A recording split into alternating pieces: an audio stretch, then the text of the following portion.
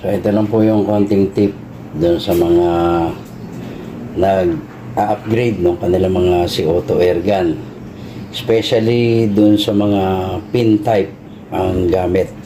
Kailangan po hindi masyadong masikip yung o-ring sa pagpasok kasi bubutasan mo pa yan. Kailangan nakakapasok siya na konting friction lang meron para hindi madamage yung o-ring bago ipasok sa doon sa pinaka tube ng airgun ninyo. Diba, binutasan nyo dyan, so may butas na yun sa loob, linisin maigi yung pinagbutasan. Kailangan medyo makinis at yung hindi matalas na makakadamage doon sa o-ring.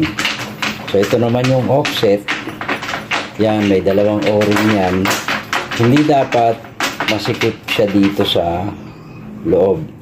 Tama lang na nararamdaman yung hakab siya ng konti para hindi madadamage yung o-ring kapag pinasok nyo lang sa loob. Ano ba? Ito may butas na dyan, ipapasok mo na para lagyan na ng pin. So unti-unti dapat madulas din yung lalagyan nyo ng langis. Yan, mararamdaman nyo hakab siya ng konti, hindi siya yung asin hakab na hakab. Yan. So ito po ay Taurus. Yan. Yan. Ano yun na ito ay lihahin nyo maigi. Yan. Para makinis at hindi madamage yung inyong o-ring.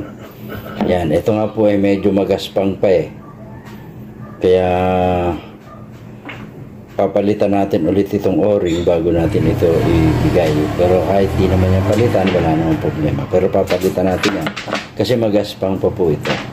Hindi siya niliha kasi hindi naman siya gagamitin para sa conversion. Pinakita ko lang na ganon. Kung yan ay makinis at mabilis maipapasok ito, hindi yun na kailangan pumersa kahit konti.